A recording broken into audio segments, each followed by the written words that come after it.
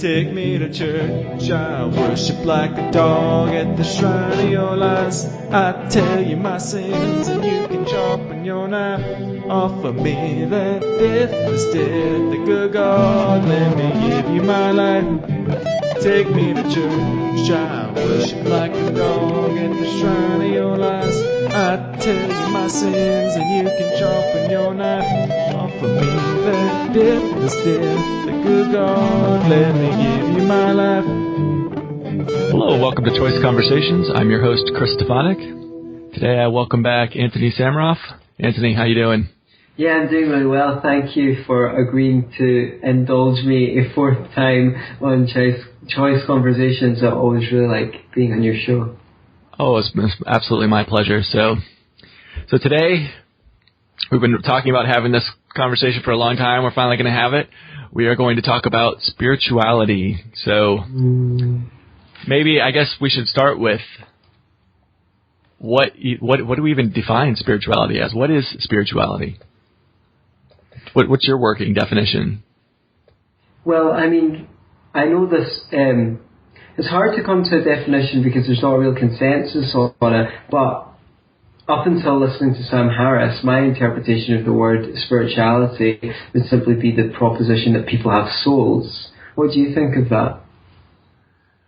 Well, I mean, it's the root of the word spirit. And people, when they talk about it, they're talking about your spirit or a spiritual person. You hear a lot of discussion about spirituality when people are talking about holistic health. Right. There's physical health, mental health, and spiritual health. So trying to take care of that, and yeah, I think for people that believe in a soul, believe in a spirit, that's what that means. Actually, it's your spirituality is being in touch with your spirit. And let's see, I'm trying to find let me see what dictionary.com has for us. Ecclesiastical property or revenue. What the hell does that mean? I don't even know what that means. Let's try definition number 2. The body of ecclesiastics. So let's see. There's got to be another definition for that. Boy, I'm not feeling that definition. So I don't even know ecclesiastics. I don't even know what that means. Ecclesiastics is a member of the clergy or other person in religious orders. Yeah, I don't think that's how we're using spirituality. So, what's your thinking on it? It's an interesting thing because the Indian mystic Osho said that the mind is the invisible body and the body is the invisible mind, and that the English language was impoverished in the fact that it did not have one word that sums up body and mind together, and spirit, if you want to use that. In fact, I keep on needing to add extra words to describe what you are. What are you? What are you? Who is this person having this conversation with me? Some people will say you are your body. Some people will say you are your mind. And some people will say you are your soul. So I guess spirituality is a search for empirical, on a deep level, understanding of what is this? What is this that I am? What is this thing? And the body, the word body is a very good way to describe it, except for we only think of our physical body. But actually, if I refer to Choice Conversations, there is a body of work there. And when I say the body of work that is your podcasts, that's every podcast you've ever put out. You understand that. The body is all that you are. So there's two things that can be meant by the word the body is all that you are. There's a mystical reading of it, which is body, mind, spirit, anything else you can add to the mix. And then there's just your physical body, and you've got this dualistic mind or even spirit separate from that. What do you think? I was still looking up the acceptable definitions of spirituality. Let me.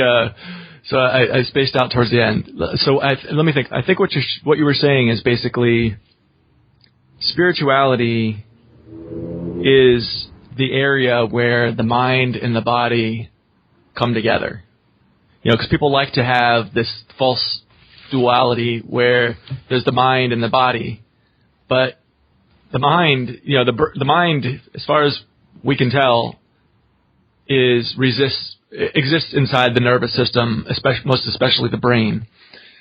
And the brain is part of the body, so it's not really a separate entity from the body, even though it almost has the appearance of being a separate entity from the body. So is that what you're saying? Is that spirituality is where the mind meets the body? Well, what I was saying really was, in a practical sense, spirituality is the desire to understand what you are. Who is this? Who is Chris Stefanik? Who's this person having this conversation with me? Is it your body? Is it your mind? Is it all of it? And what is that? What is that? How are you conscious? How are you even able to experience this conversation? What is going on there? And that is, to me, spirituality. It's a lived question. And for me, spirituality, in a practical sense, is living with the deep knowledge that I'm basically in a state of partnership with my environment. I'm the co-creator of my life. Yes, there's all sorts of factors and situations that are completely out of my control, and yet how I choose to respond to those situations is completely up to me. So to me, spirituality means that I'm in a state of partnership with my environment. That's I like that. That's nice. While you were talking, I found on Wikipedia spirituality. It has something that seems more like what most people would consider when they're talking about. So the opening paragraph on Wikipedia is, spirituality is a process of personal transformation, either in accordance with traditional religious ideals or increasingly oriented on subjective experience and psychological growth independently of any specific religious context. In a more general sense, it may refer to almost any kind of meaningful activity or blissful experience. And then it closes it out by saying, there is no single widely agreed upon definition of the concept. But yeah, it's this idea of growth and definitely subjective experience and the psychological realm becomes a big part of it. So when people talk about the holistic health of mind, body, and spirit,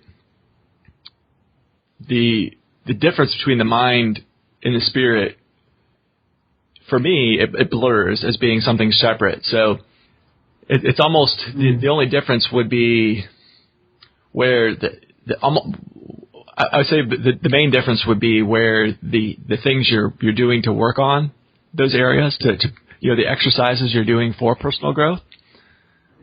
So I guess maybe I should back up and talk about what my view of spirituality, how I incorporate spirituality and spiritual traditions into my life. So first of all, I'm going to go ahead and insert right here a passage from Against the Gods, a book from Stefan Molyneux.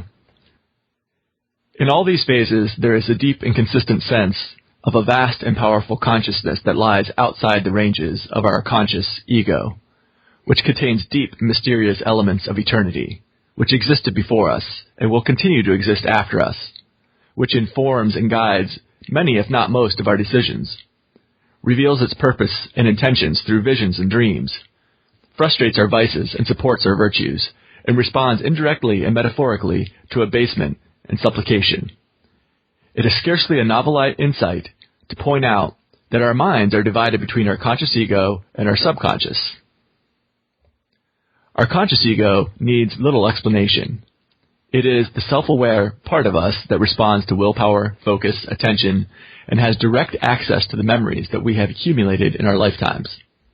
It is a precise and astoundingly powerful tool that in a very real sense can be called the most mortal part of ourselves, since it grows and develops with us, and will certainly die with us, as will our personal memories.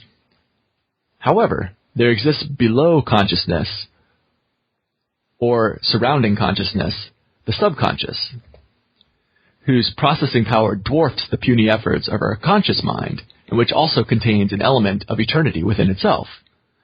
Our conscious memories are specific to our own lives, as are our more conscious choices and plans. I may dream at night of something I experienced that day, but the capacity for the experience of dreaming is not something that I have chosen, but rather something that my subconscious mind has developed and inherited and refined over millions of years. The subconscious mind, which controls everything from our heart rate to our breathing to our increasing uneasiness we experience when we are in a dangerous situation we have not yet noticed consciously, is like an eternal guardian angel or avenging devil. If we have done evil, which is constantly prodding us with interfering emotions and sensations, discouraging us with fear and guilt, spurring us on with desire and pleasure, lecturing us about our choices and nightly dreams, whipping us on our short-term lust while simultaneously cautioning us with fears about the long-term stability of our sexual partners, to name just a few. When we think of religion, we think of a puny consciousness, that of a man embedded in an internal, infinite, and seemingly omniscient consciousness which never shows itself directly, but which takes an enormous interest in us and evaluates our choices and preferences. It rewards us and punishes us, and responds in maddeningly oblique ways to our direct and painful supplications. Gods are also experienced as existing before us and living on after us, which directly relates to the quasi-eternal nature of the subconscious, which existed prior to our conscious mind and memories, even in the individual, and which is the ancient foundation upon which the temple of our ego was built. The mind of God is also considered to be vastly superior to that of man. Is this not also exactly an exact description of the subconscious, whose processing power has been estimated at 7,000 times that of the conscious mind?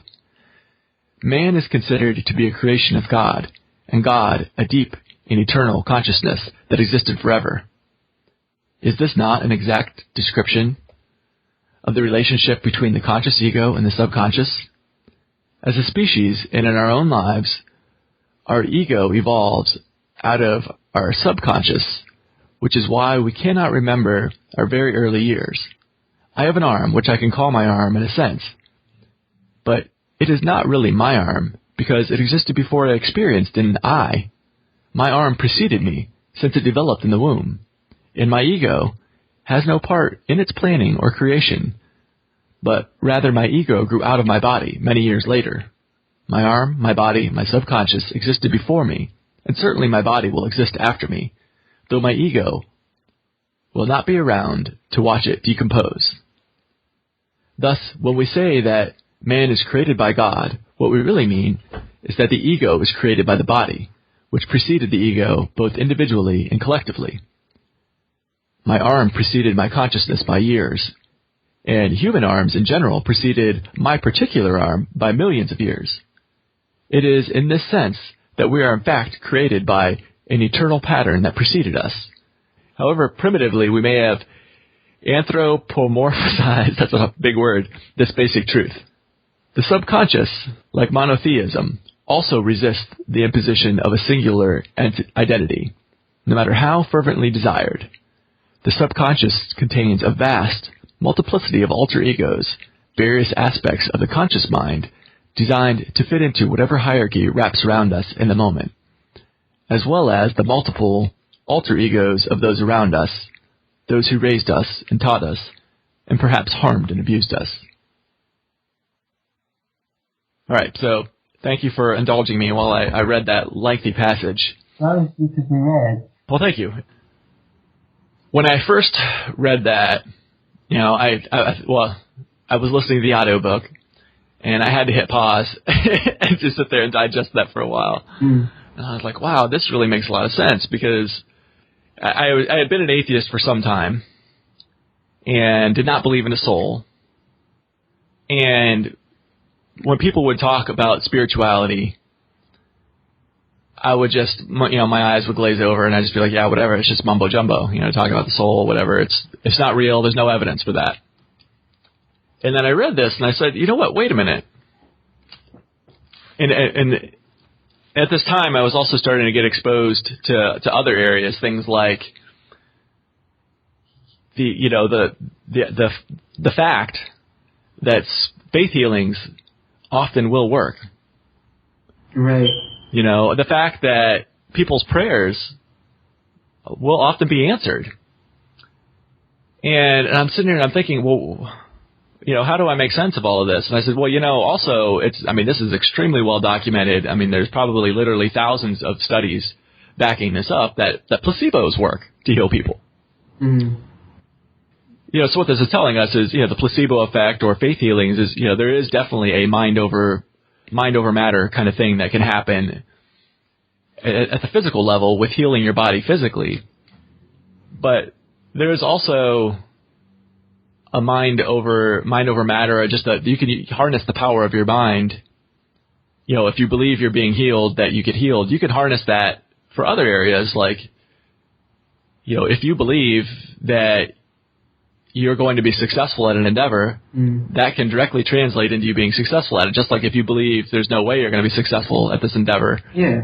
Just, it's the same way. I like the quote from Henry Ford, whether you believe you can or you believe you can't, either way you're right. Yeah, it's a great quote. Right. So there's well, why is that? And I read a book. It's a positive thinking book by Joseph Murphy, and it's called The Power of the Subconscious Mind. And the book, it's very much about using prayer as the primary tool for positive thinking. So there's a lot of positive thinking books out there, thousands of positive thinking books out there. And they can definitely be used, positive thinking exercises and the like can be used to provide positive changes in your life. And, Joseph Murphy is like, they could be used to answer your prayers. He says, I use prayer. He goes, but I'm not. He goes, you can be an atheist and you can pray. He said, what? He's like, I'm not trying to tell you that it's God is answering your prayers. He said, we know the subconscious mind is extremely powerful. We know the subconscious mind influences the conscious mind dramatically, and it has this power over the body. And there's a lot of in the New Age books and the like, and positive thinking books. There's a lot of talk about how the mind or the subconscious mind has an influence over the world around you, and other people. I'm not quite there yet to believe in that, but certainly, if I change the way I act, if I change the beliefs in my mind, it's going to change the way people around me respond to me. Right. So if I believe my boss is an asshole and he's out to get me, I'm going to act differently to him. Even if the exact same words might come out of my mouth, as if, I have two beliefs. Either he's an asshole and he's out to get me, or, what? My boss, if I instead hold the belief, I'm really great at my job. I've got a strong relationship with my boss, and together, we both want this company to be successful. We both want this project to be successful. Together, we're going to get there. If I go in with that attitude, the exact same words might come out of my mouth in either way. Mm-hmm. Those words being, I've evaluated the situation, and the path we're going down is not very likely to be successful. I have a proposal to make. I think this is a much better strategy for having success in this project. But if I'm holding the one belief, even though the exact same words come out of my mouth, if I'm holding the one belief, his response to me could be dramatically different than if I'm holding the other belief, because there's going to be so much nonverbal communication going on, the way just my posture and all these other things. So, if you're positive and you're an upbeat kind of person, people are going to want to promote you. They're going to want to help you out. They're going to want, where if you're negative, people are, that's going to be less likely. So there's all these things where you actually very much can influence people around you and make it seem like, oh my God, through the power of my mind, now all of a sudden the universe is just offering up all these opportunities to me. And in a sense it is, but it's it's not so much, I'm not there yet saying that you're actually changing the outside world. I think it's just you're changing yourself, and so people react differently to you when that happens. Okay, I agree with you. What I would be interested in knowing is, right, so this calls into question the idea of, is there an objective truth? Because what you're essentially saying is, if you believe positive things, whether or not they're true, they will have a positive effect on your life. So that's a value judgment.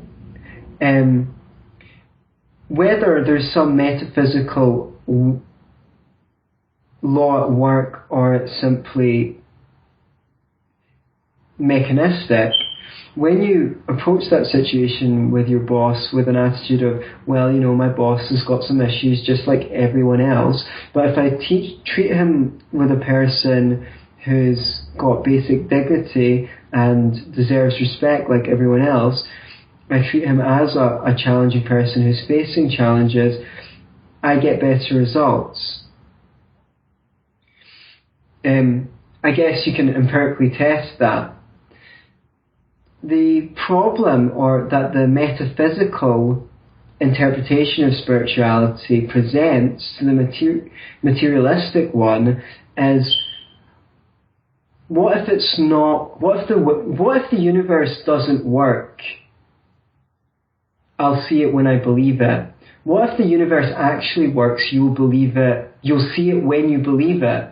In other words, you have to really believe that your boss is worthy of dignity and respect before you're even going to see the things about him that are dignified and worthy of respect.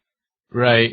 Yeah, that's really, really interesting points you're bringing up there. So, yeah, and I'm not sure what the answer is to that, but yeah, it's if you don't believe it, it's not going to work. And I think, you know, I'm planning on doing a positive thinking podcast at some point in the future as well, going over some of the pitfalls of why positive thinking, where it can fail. You know, an example of that would be you're sitting there and you're telling yourself, you know what, I'm thin, I've got a great body, but meanwhile you're 300 pounds and you know it's bullshit. And so there's that contradiction. You don't really believe it, and so it's not going to work. You know, I mean, there has to be, and there are ways to. I have a few tips for handling that when you know you're not where you want to be. Would you please share them? That'll be a teaser for the positive thinking. Okay. we'll tune in for that one. I've got a couple as well. Yeah, because I mean, I found some things that really work well for me and avoid that cognitive dissonance you get, the contradiction in your brain when you know it's bullshit. You know it's really not true. So that'll be covered thoroughly in the positive thinking podcast. But yeah, this whole thing about spirituality and the subconscious mind, and is the subconscious mind what other people have referred to as God? You know, you get in this area of, well, that's an interesting theory, but how do you test that? How do you prove that? You know, and what's the scientific proof for this kind of thing? And that's a really good question. You know, I think when you look to proof, you know, there is some proof that it's not conclusive, but it's evidence that weighs in that corner. So the example being, you know, the piles and piles of papers on how effective placebos are, you know, and that could show you, and then you can see where, like, faith healing works if the person believes. If they don't believe, it doesn't work, you know. And where faith healing, there'll be religions, they'll say, look, our religion is the one true religion. And we know it's the one true religion because our faith healing works. So come follow us, follow my God. And then there'll be another religion that says this exact same thing. So you say, well, they can't both be right. You know, so there's something else going on here. It's not that your God is answering and you're the one true religion, because if that was the case, then why would this other person who's saying, worshiping a different God, but saying the exact same thing, and their faith healing works too? Right. So I certainly think that passage that you've played is very beautiful, and there's a lot of compelling things that are said in it. The end hypothesis is unfalsifiable. So we're faced with a problem and accepting it, and even though it may well be true, in the same way that some religious accounts for things are unfalsifiable but may seem compelling to people who believe them.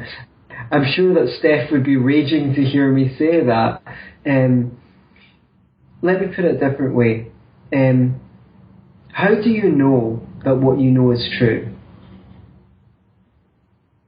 How do you know that what you believe is true? How can you check whether a belief is true? Well, I mean, obviously reason and evidence plays into it quite a bit, you know. Right. So I like the example that can you really know for sure when you're walking down the sidewalk that you're not hallucinating and you're not about to walk off a cliff? Mm.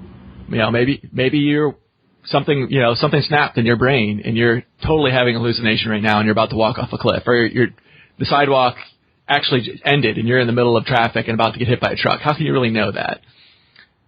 And the truth is you can't know that you didn't just completely go crazy and you are having a 100% illusion right now. You know, that's what's the term for that? Hallucination. You know, that you're not like all your senses. You're getting all senses are being overwhelmed by this hallucination. There's no way to know that you're not, but it's not. I would say the one thing is it's not happened in the past. Mm. So I guess that's enough evidence for me to think that it's not happening right now. You know, so it's kind of like in the past I've dropped 1,000 stones, and every time I drop the stone, it falls. So I'm going to assume that on that 1,001st stone that I drop, it's going to also fall because there's enough evidence in the basket now, and that I can say that, you know what, I know it's going to fall. Right. You know, and the skeptics, the hardcore skeptics would say, but you can't know that. You could have been created 3 seconds ago wholesale with your memories intact. Right. Oh, God, those juicy skeptics. Yeah. But the thing is, here's my argument to skeptics. Is, I hear what you're saying. I hear what you're saying that you, how do you know that there's really not poison in that glass of water you're about to drink of? How do you know that you're not about to walk off a cliff and that you're not just having a hallucination, all this stuff? You don't know, but you know what? Even the most hardcore of skeptics, they live their lives like they do know. Right. They don't sit there and be like, curl up in the fetal position and say, I can't take another step because it could be a cliff edge. Mm. That's not how they live. They're like, no, even the most hardcore of skeptics who are like, you can't know anything, still act like they pick up that glass and they take a chug. You know, they don't act like, well, it could be poison. You know, they don't act like, well, that could be a cliff edge. You know, so I'm like, okay, you don't really believe it. You're sitting here saying that I don't believe that you can know anything, but your actions speak louder than your words. You're acting like you really know. Mm. So I call bullshit that you say you don't really know, because actions speak louder than words. You don't live your life that way. So it's kind of like the stolen concept fallacy. You know, and I guess the example of that is they say you can't know anything. That's an absolute. Mm. So does that mean you can't know that you can't know anything? You know what I mean? It's like so there are no absolutes. Well, isn't saying there are no absolutes an absolute? Of course, it's the first absolute. So I'll just say, going back to what we were talking about with spirituality, while I feel like I've got a pretty good amount of evidence to weigh in and say that the subconscious mind is what other people perceive as God, and I'll tie this into the IFS therapy, internal family systems therapy, parts work, and the like, which I was discussing on some of my recent podcasts.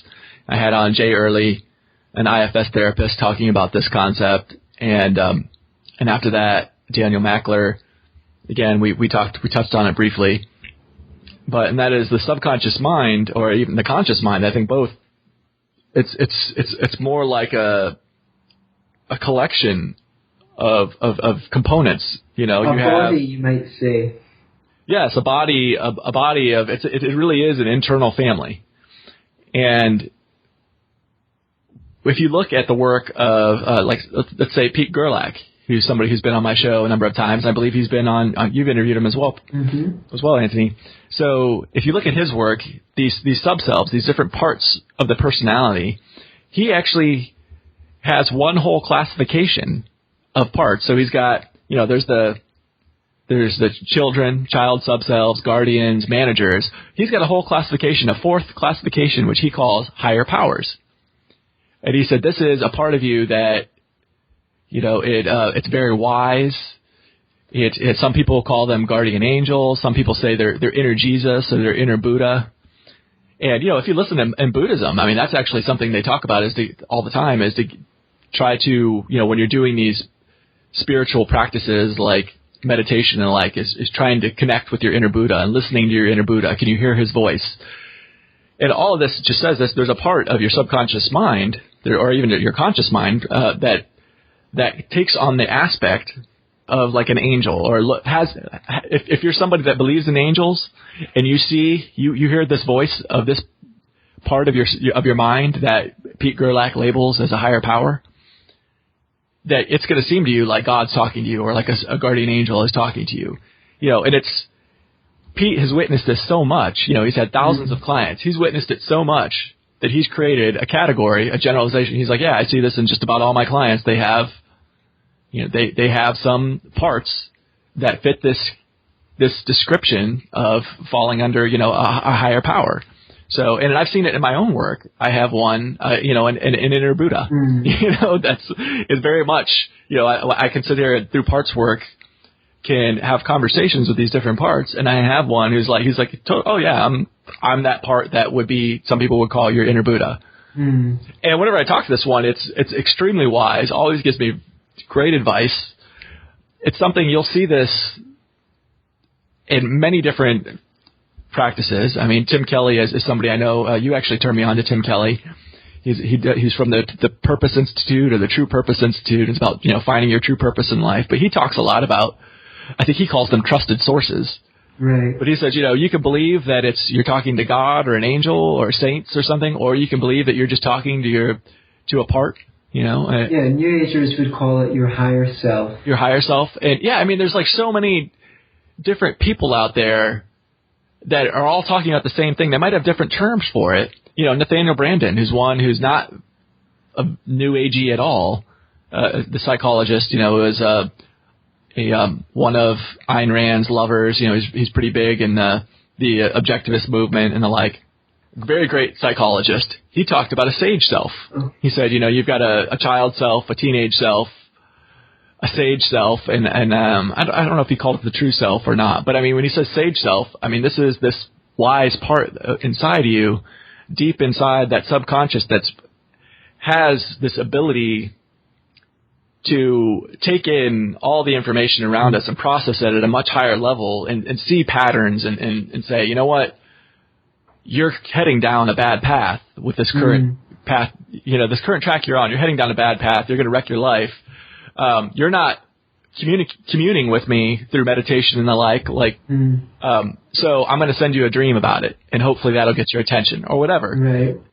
This part is there, and it's seen by so many people. So I feel like there actually is evidence for this. Pete Gerlach said, originally he didn't have higher powers. Originally he had, he was a student of Dick Schwartz. Dick Schwartz had the three, the children, guardians, and managers. He may have used different names. I think sometimes they use exiles, protectors, instead of children and guardians. But he started off with three, and then he saw it so much in so many different people, so many of his clients, that he's like, you know what? There's a fourth category, and it's this higher power. So I think there is evidence out there, and it's like I can see the evidence myself by just talking to it in my mind. Now, is that falsifiable by somebody else?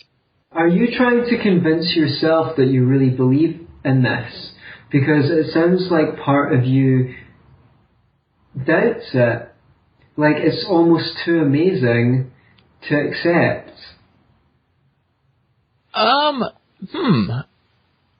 That's really interesting. I guess because I don't feel like I doubt it, but now that you're saying it, I've encountered so much skepticism from people. When I talk to people, they're like, yeah, you're fucking talking to yourself, Chris, you're crazy. I mean, there are a lot of people who tell me that. People that I respect, people that are not like locked fully in the matrix, like so many, we had that show on Unplugging from the Matrix. Yeah. There's people that are unplugged from the matrix, but when I talk about IFS therapy, they're like, that's all right, Chris, you can go ahead and have conversations with yourself.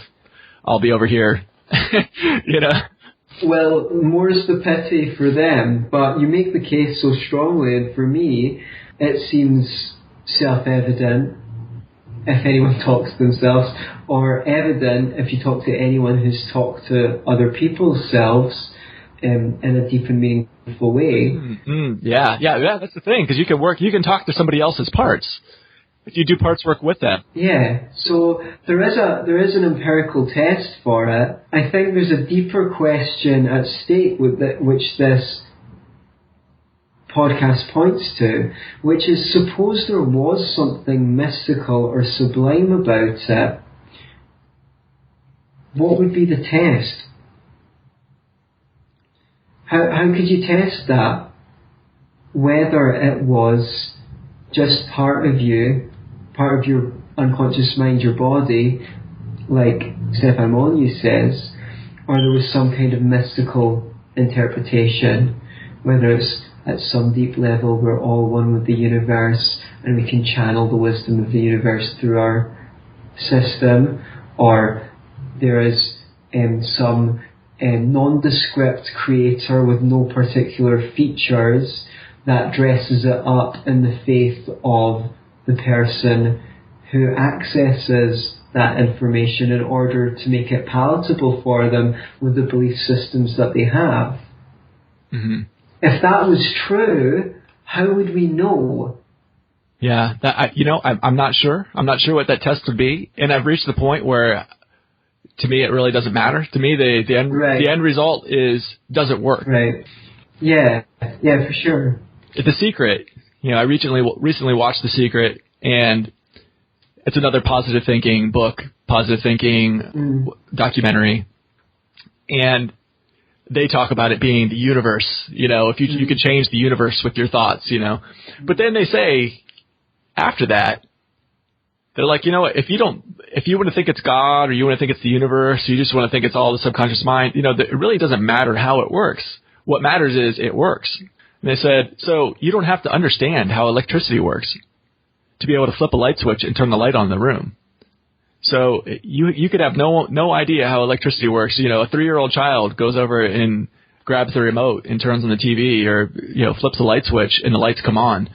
You can change your life. You can better your life by doing positive thinking techniques, by having spiritual disciplines, meditation being, a big one. Parts work, I think, could definitely fall under being a spiritual practice in a sense.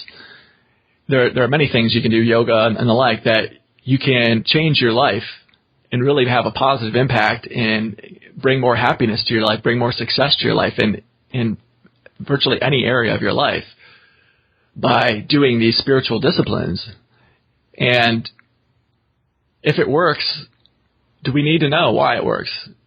It would be great to know why, and I think I've got a pretty good answer. That I'm content with my answer of the subconscious mind. If I'm wrong, I don't know that it really matters. What's that? While we're on this topic, one of the things that I thought was so cool about this, when I discovered this idea that divinity really lies within us, that we really are God, and what when we're praying, we are answering our own prayers. I started thinking about it through the ages of what, about God and the religious practices that are out there, and tying this in with parts work and the different parts, and, because it's, as far as I can tell, many of our parts, if not all of them, they're internalizations of the people around us, most especially our parents and maybe older siblings. But not only are they internalizations of our family, of our parents, that's not quite as accurate as saying that our parts are internalizations of our parents' parts. Right. So I probably have 4 or 5 parts in me from each of my parents, where it was their parts. You know, the one aspect, whenever one of their parts would be at the wheel controlling them, you know, that would leave an impression on me, and I would imprint, and that would create a part inside me. And when another one was there, that would create a part. So, you know, you might have an authoritarian, disciplinarian part, you know, real strict, and that's part. And then there's another part where there's a real loving, caring, nurturing part, you know, when they're just really connecting to you with love, and that creates a part inside of you, and so on. And the thing is, their parts they got from their parents. And their parts they got from their parents before that, and so on and so on. It goes all the way back. So this is like, you know, like Steph talks about how the subconscious mind goes on forever, and also how, you know, your arm, human arms in general existed long before yours, and it's a pattern that keeps replicating itself forward. In our minds, these parts inside of us are a pattern that keep replicating themselves forward, in such that I'm quite sure I've got parts of me that are, it's a pattern that I don't even know how many generations back this goes. I mean, I'm sure there's been subtle changes along the way. There's been a quote-unquote evolution of the parts along the way. But, you know, in a very real sense, these parts, I'm sure, go back for ages. So when you know, and there's many cultures that their ancestors are their deities. They will pray to their ancestors. And then their prayers get answered. That's an awesome observation, Chris. Yeah. So it's like your ancestors are inside you, and they are if you pray to your ancestors and they answer your prayers, they really are like answering your prayers through you. You are that ancestor. You are God. That's really cool. Yeah, and I was like, whoa. When I put those pieces of the puzzle together, I thought, that is really freaking cool. You know, that is so cool. And that, you know, we are God walking around, and we can, you know, and you hear stuff like in New Age books and in New Age podcasts and like talking about, you know, connecting with the divinity within you, and it can sound kind of hokey, cheesy. Yeah, but woo-woo. And for a long time, that's how I felt about it. But now that I've kind of made all these ties together, and I'm doing my own spiritual practices, meditating and doing quote unquote prayers, and I'm seeing these prayers answered, very, you know, very real, very recognizable. I mean, some of these are, you know, even like objectively verifiable things. I'm seeing my prayers answered before me. When people talk about spirituality, I don't tune out anymore. I don't like roll my eyes or, you know, just, all right, nothing to see here, keep walking. You know, I now can listen and actually gain from it, even if I totally disagree with what they're labeling as the why. They might be labeling it as God. I can sit there and listen to them talk about it and get something out of it when they're talking about spirituality and spiritual practices, even if we don't agree on what the why is. You know, they might be talking about the universe. They might be talking about your soul and all the spirit and all those things. But I'm like, okay, yeah, I don't agree with the why, but I don't care. You can go ahead and put whatever label you want on the why this works. But I do know it works, so I'm going to listen and see if do you have a tip that helps, that's more effective. So, you know, the quote unquote prayer method that Joseph Murphy talks about in his book, I found that one to be pretty effective. So I'm an atheist, but I pray all the time. I pray multiple times a day, and since I've discovered that, I've had a very, very noticeable increase in my happiness, in my mood, my attitude, my relationships around me keep getting stronger. And, you know, it's just been really, really spectacular. You don't need to agree on the why, I guess, is my thing. It's been pretty cool discovering that now when I'm talking to people and they mention things about spirituality, I have a way to translate that to, okay, so what they're talking about when they say spirituality, I can translate to what that means to me. You know, when they talk about communing with God, I can translate to what that means to me, and then be like, okay, now if I translate that into what that means to me, does what they say make sense? Is it true? Yes, it is true. Okay, cool. That's interesting. Oh, I've got something to think about or something to try, or you know, maybe no, it's not true even when I translate it to me. But at any rate, it gives me a framework for having conversations with people about spirituality. Even though from my definition of spirituality doesn't include, I don't feel we have a spirit in the, I think it's another layer of the mind. There's the conscious and there's the subconscious. So it's not actually something separate, some energy or eternal thing beyond this life, although there is a pattern that replicates forward, that it's been passed down to me by my ancestors and that I've passed forward through my descendants. Mm. It's all in the body as well. I mean, you can look at the emotional pain in your body, like a heart. It might come up in your chest or your solar plexus or your stomach. And if you really look at that pain and just watch it, usually it kind of evolves and finally it releases itself. But sometimes weird things happen when you do it in your body. Your stomach starts grumbling, your body starts moving. So there's memory, and I think the word body is actually the preferable word for soul. I kind of wish soul was called the body, but not in the way that we use the word body to describe our physical body, but body in the same way that I would describe a body of work. Everything that is included in Christophanic, that is your body, what you would call your body, what you call your mind, what you call your soul, and they're all interrelated. The soul is the invisible body, the body is the visible soul. And in the same way that you can look at phenomena in your body, especially emotional phenomena, and get a lot of healing from that, you can look at your mind from outside of your mind. And I think that's what us philosophers love to do, look at our ideas from outside of those ideas and appraise them to make sure we're not adding anything to reality, because every belief by its very definition is self-reinforcing. That's why it's better to hold every belief in some degree of doubt, according to how much experience you've had.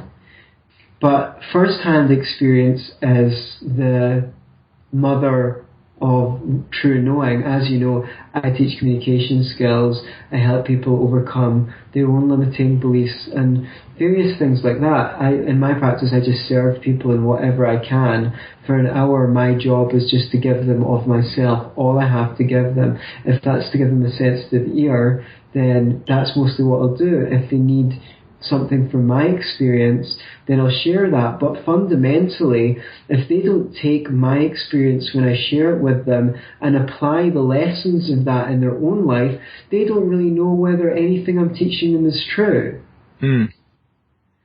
So I guess if you really want to convince your skeptics that this is true, the only way to do that is say, try it and you'll see. I can take a bite of an apple and tell you this is a really great apple, and you might even believe me. But you'll never know it's true unless you take a bite of the apple. And I think that's my view of what spirituality is, taking a bite of the apple. Nice. That's beautiful.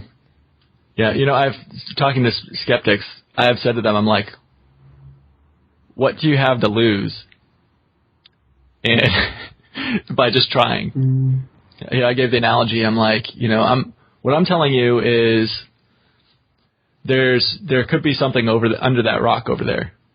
All I'm saying is just pick up the rock and look underneath. And if you don't see what I'm telling you you're going to see under that rock, so be it. What have you lost? But try looking under the rock and seeing. And boy, I've gotten some interesting answers to that. Why they're like, oh, I have a lot to lose by picking up that rock and looking. No, they're just more than likely they think that they've got too much to do. They're ignoring their purpose in life, and this will just be another way of adding another thing to their list of things that they need to learn how to do that they're not very good at. People are scared of not being very good at things. You're always not very good at most things when you start them. Everything's hard before it gets easy. And, I just want to put out an advice on that. If you're not really sure what you want to do or your mind's racing, just accept that you're not going to do anything for a few minutes. Sit down, come back into your center, and shake out any tensions from your body so that the system works, because as I've said, the body is the visible mind. If your mind's tense, your body's probably tense as well. Let the tension out of your body and then decide what you want to do in any moment. And I guess that's a spiritual teaching throughout all sorts of traditions as well, isn't it? Be responsible for what you do in this moment, because everything you've ever experienced has happened in this moment, and everything you ever will experience will happen in this moment. We talk about the past and future, but everything we've ever experienced has been in the now. Yeah. So if you want to have a good now later, stop putting it off. Stop putting off learning how to enjoy yourself, because like anything else, you need to practice it to learn, and there's no great time like now. And if you're not enjoying what you're doing, stop, take a deep breath, come into your center, and take some time to ask as you would put it, your higher guidance, what do I really want to do right now? And it doesn't matter if you don't know what you want to do, just spend some time figuring it out. There's nothing wrong with that, and you might get really good results from it. I know that I went on a non sequitur, but to me that's spirituality as well. I know I've said spirituality is several things to me, because I guess it is, Sure. We can't sum it up in one statement. All these practices are spiritual, and I guess that's what you were talking about. You were talking about practices rather than conclusions. Right. Try talking to your higher self. It doesn't matter if it gives you the right answer or the wrong answer, or you get it right or you get it wrong. It's a process. It's a process of praying and then seeing if your prayers work or not. And then, I asked for help a couple of weeks ago, which I guess you would call a prayer. I didn't ask it of anyone in particular. I asked it to the universe, and I got it. And then a week later I asked for financial help, and I got a bunch of new clients. So I don't know what that was, if that motivated some part of me to do the work that I needed to do. But the fact remains that, as you say, maybe I don't need to know. I'm okay with not knowing. The fact is it worked, and because it works for me. And Chris, you don't need to convince anyone that you're right, because you know that it works for you. Yeah, that is just really well said, and I'm really brings me great joy to hear about you having these successes as well, Antony. So thank you for sharing that. Thank you. I love being on your show, Chris. I'm glad. Let me put it differently. I enjoy our conversations. I enjoy our choice conversations. I do as well. Well, we're coming up to a close here. If the listeners would like to get a hold of you, what would be the best way to do that? Oh, please send me an email at enrichyourlife@outlook.com. You can also find me at youtube.com/enrichyourlife1. I am going to have a new website soon. It's not up yet, so that stay in touch with me. And my name is Antony Sammeroff. You can find me on Facebook. If you enjoyed this conversation, please send me a message to let me know. I'd love to hear from you. And I love connecting with people who have interest in these topics. So that would be great. Thank you so much for having me on the show again. Oh, my pleasure. Anytime. Fantastic.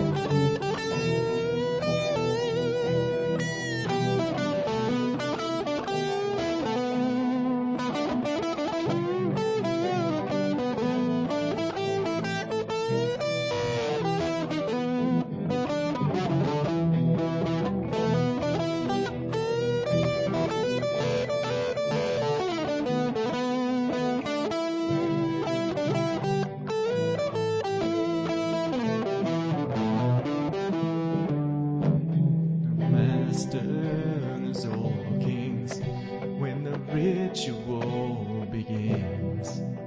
There is no sweeter innocence than our gentle sin. In the madness and the soil of that sad earthly scene, only then I'm human, only then I am clean.